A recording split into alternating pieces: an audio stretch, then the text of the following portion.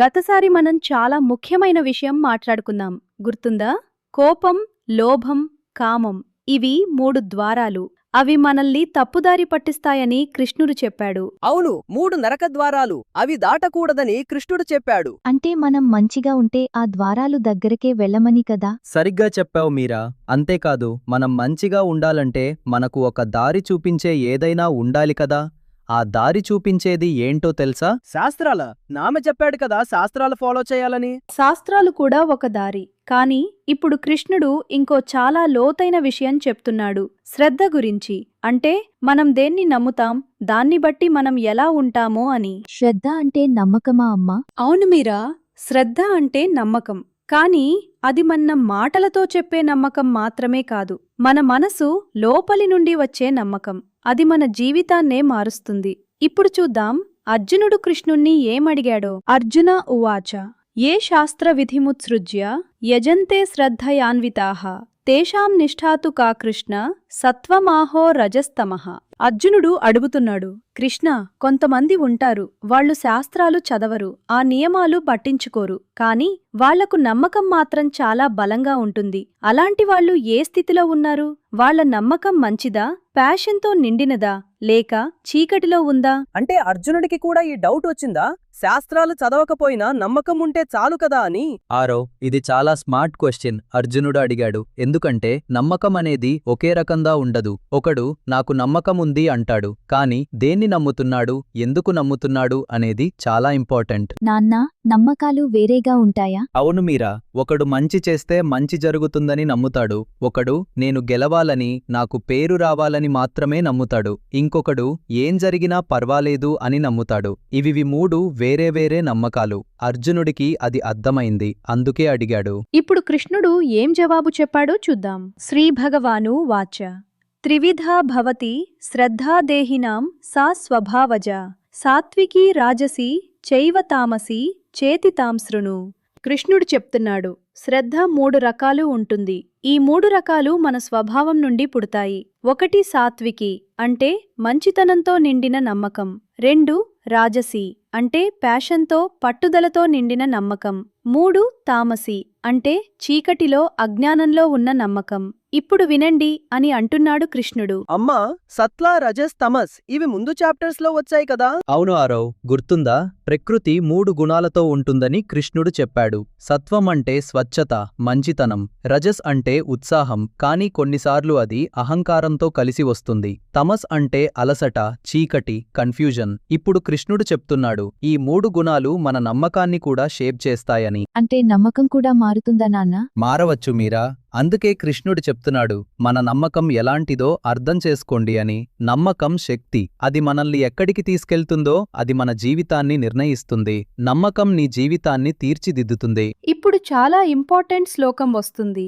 కృష్ణుడు ఇక్కడ ఒక చాలా లోతైన మాట చెప్తున్నాడు. సత్వానురూపా సర్వస్య శ్రద్ధా భవతి భారత శ్రద్ధామయోయం పురుషో యో యశ్రద్ధః సహ స ఏవ సహ. కృష్ణుడు చెప్తున్నాడు, ప్రతి మనిషికి వాళ్ల స్వభావాన్ని బట్టి నమ్మకం వస్తుంది. అంతేకాదు, మనిషి తన నమ్మకంతోనే నిర్మితమవుతాడు.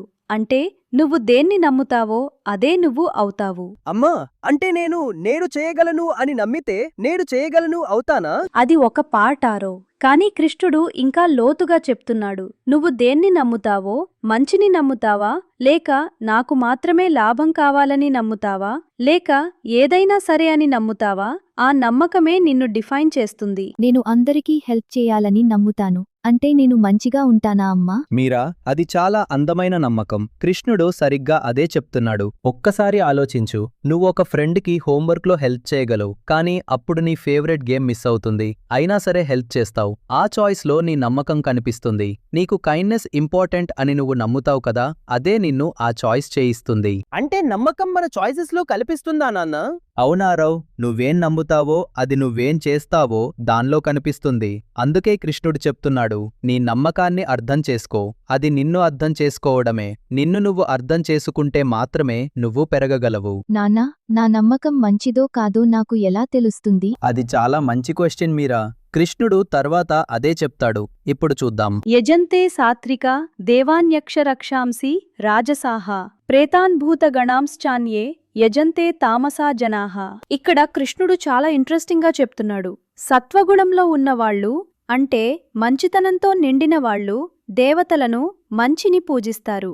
రజస్ గుణంలో ఉన్నవాళ్ళు అంటే చాలా యాంబిషన్తో ఉన్నవాళ్ళు శక్తిని గెలుపుని మాత్రమే పూజిస్తారు. తమస్గుణంలో ఉన్నవాళ్ళు చీకటిలో ఉన్నవాళ్ళు భయంకరమైన శక్తులను పూజిస్తారు. అంటే మనం ఏం పూజిస్తామో దాన్ని బట్టి మనం ఎలాంటి వాళ్ళమో తెలుస్తుందా? అవును ఆరవ్, పూజించటం అంటే కేవలం గుడికి వెళ్లడం మాత్రమే కాదు. మనం దేన్ని ఇంపార్టెంట్గా కన్సిడర్ చేస్తాం, దేన్ని అచీవ్ చేయాలని చాలా కష్టపడతాం, అది మన పూజ. అమ్మా, నేను డ్రాయింగ్ చాలా ఇంపార్టెంట్ అని ఫీల్ అవుతాను. అది నా పూజ అవుతుందా? అవుతుంది మీరా. నువ్వు డ్రాయింగ్ చేయటంలో మంచిని అందాన్ని తీసుకొస్తావు కదా, అది సత్వగుణంతో చేస్తే అది చాలా మంచిది. కానీ ఆలోచించు, ఒకడు క్రికెట్ ఆడతాడు, ఒకడు నేను బెస్ట్ అవ్వాలి, అందరూ నన్ను చూసి ఎన్వీ పడాలి అని మాత్రమే ఆడతాడు. ఇంకొకడు టీం కలిసి ఆడాలి, అందరికీ ఎంజాయ్ అవ్వాలి అని ఆడతాడు. ఇద్దరూ క్రికెట్ ఆడుతున్నారు, కానీ వాళ్ళ నమ్మకం వేరు. అవునా నాన్న, నేను టీం కోసం ఆడతాను, అది మంచిది కదా? అది సత్వగుణం 6. మంచి నమ్మకంతో చేసే పని మనకు శాంతిని ఇస్తుంది. మంచిని చూస్ చేయడం మన మనసుకు ప్రశాంతత ఇస్తుంది. కాని నాన్న, రజస్లో ఉన్నవాళ్లకు మంచి కావాలని లేదా? ఉంటుంది మీరా, కానీ వాళ్లకు నేను మాత్రమే ఇంపార్టెంట్ అనిపిస్తుంది. మంచి కోసం కాదు, నాకు లాభం కోసమని మారిపోతుంది. అది మెల్లగా మనల్ని ఇన్సైడ్ నుండి డిస్టర్బ్ చేస్తుంది. ఇప్పుడు తర్వాతి శ్లోకం చూద్దాం. ఇది చాలా ఇంపార్టెంట్. అశాస్త్ర విహితం ఘోరం తప్యంతే ఏ తపోజనాః దంభాహంకార సంయుక్తాః కామరాగబలాన్వితాః. ఇక్కడ కృష్ణుడు ఒక వార్నింగ్ చెప్తున్నాడు. కొంతమంది ఉంటారు, వాళ్ళు చాలా కష్టపడతారు, చాలా తపస్సు చేస్తారు, కానీ ఆ కష్టం వెనుక అహంకారం ఉంటుంది. నేను చాలా గొప్పవాణ్ణి, పవాణ్ణి అనే ప్రైడ్ ఉంటుంది. మనసులో కోరికలు ఉంటాయి. అలాంటి నమ్మకం మిస్గైడెడ్ అని కృష్ణుడు చెప్తున్నాడు. అంటే కష్టపడ్డం తప్పా నాన్న? కాదు ఆరవ్, కష్టపడ్డం తప్పు కాదు, కానీ ఆ కష్టం వెనక ఏముందో అది ఇంపార్టెంట్. నేను గొప్పవాణ్ణి అని చూపించుకోవడానికి కష్టపడ్డం వేరు, నిజంగా మంచి చేయాలని కష్టపడ్డం వేరు. అంటే ఇన్సైడ్లో ఏముందో అది ఇంపార్టెంట్ కదా నాన్న? అవును మీరా, ఒక్కసారి ఆలోచించు. నువ్వు గేమ్ గెలిచావు, అప్పుడు నువ్వు నేను గెలిచాను, నేను బెస్ట్ అని అందరికీ చెప్తావా, లేక టీంతో కలిసి హ్యాపీగా ఉంటావా? నేను టీంతో హ్యాపీగా ఉంటాను నాన్న. అదే నిజమైన నమ్మకం మీరా. నువ్వు గెలుపు కంటే కలిసి ఉండటం ఇంపార్టెంట్ అని నమ్ముతావు. అది హ్యూమిలిటీ, అది నిజమైన శ్రద్ధ. నిజమైన నమ్మకం హంబుల్గా, కైండ్గా ఉంటుంది. నాన్న, అహంకారంతో చేసే పని ఎందుకు రాంగ్ అవుతుంది? ఆరవ్, ఎందుకంటే అహంకారం మనల్ని ఒంటరిగా చేస్తుంది. నేను మాత్రమే ఇంపార్టెంట్ అని నమ్మితే మనం ఇతరులను చూడలేం, వాళ్ల పెయిన్ అర్థం అందుకే కృష్ణుడు ఈ వార్నింగ్ చెప్పాడా? అవునారవ్, ఎందుకంటే కృష్ణుడికి అర్జునుడు మంచిగా ఉండాలని ఉంది, కేవలం బాహ్యంగా కాదు, లోపల నుండి. ఆరవ్, మీరా, ఒక్క నిమిషం ఆలోచించండి. మనమిప్పుడు 3 రకాల నమ్మకాల గురించి మాట్లాడం. సత్వ, రజస్, తమస్. ఇవి 3 మనలో ఉంటాయి. ఒక్కొక్కసారి ఒక్కొక్కటి ఎక్కువగా ఉంటుంది. నాన్నా, అంటే ఒకే మనిషిలో 3 రకాలుంటాయా? అవునారవ్, ఒక్కోసారి నువ్వు చాలా కైండ్నెస్తో ఉంటావు, ఒక్కోసారి నీకు మాత్రమే గెలవాలని ఉంటుంది, ఒక్కోసారి ఏదైనా సరే అని అలసిపోతావు. ఇవి 3 మనలో ఉంటాయి, కానీ మనం ఏ గుణాన్ని ఎక్కువగా పెంచుతాం అనేది మన చాయిస్. మనం మంచి నమ్మకాన్ని పెంచుకోవచ్చా నాన్న? పెంచుకోవచ్చు మీరా. అదే కృష్ణుడు చెప్పాలనుకుంటున్నది. మనం ఏ నమ్మకాన్ని పెంచుతాం, దేన్ని చూస్ చేస్తాం, అది మన జీవితాన్ని తీర్చిదిద్దుతుంది. కృష్ణుడు అర్జునుడికి ఇది చెప్తున్నప్పుడు అర్జునుడు చాలా కన్ఫ్యూజ్డ్గా ఉన్నాడు, యుద్ధం చెయ్యాలా వద్దా అని. కాని కృష్ణుడు చెప్తున్నాడు, ముందు నీ నమ్మకం ఏంటో అర్థం చేసుకో. నీ నమ్మకం మంచిదైతే నీ యాక్షన్ కూడా మంచిదవుతుంది. అమ్మా, అర్జునుడికి ఏ రకమైన నమ్మకం ఉంది? అది చాలా మంచి క్వశ్చన్ ఆరవ్. అర్జునుడికి లోలోపన మంచి నమ్మకం ఉంది, కానీ అతను కన్ఫ్యూజ్డ్గా ఉన్నాడు. అందుకే కృష్ణుడు ఇంత పేషెన్స్తో చెప్తున్నాడు. అర్జునుడి కన్ఫ్యూషన్ అర్థమైంది కదా, తన నమ్మకం ఏంటో అతనికే తెలియడం లేదు. అమ్మా, నాకు కూడా ఒక్కోసారి అలా అనిపిస్తుంది, ఏం చెయ్యాలో తెలియదు అని. అది చాలా నార్మల్ మీరా. అందుకే కృష్ణుడున్నాడు, అందుకే ఈ కన్వర్జేషన్ ఉంది. మనం ఒకరితో ఒకరం మాట్లాడుతూ, ఆలోచిస్తూ మన నమ్మకాన్ని అర్థం చేసుకుంటాం. అందుకే మన ఫ్యామిలీ కాన్వర్జేషన్ చాలా ఇంపార్టెంట్. మీరా, మనం ఒకరికొకరం హెల్ప్ అవుతాం. ఇప్పుడు ఒక్కసారి ఈ మొత్తం చాప్టర్లో కృష్ణుడు ఏం చెప్పాడో మళ్ళీ చూద్దాం. శ్రద్ధ అంటే నమ్మకం మన స్వభావం నుండి పుడుతుంది. మన స్వభావం 3 గుణాలతో నిర్మితమవుతుంది. సత్వ, రజస్, తమస్ ఇవి 3 కదా అమ్మా? అవును. ఇప్పుడు ఒక క్వశ్చన్.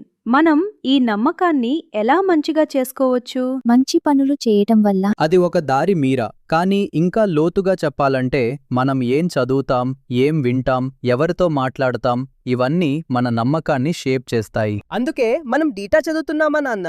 అందులో ఒక భాగముంది ఆరవ్.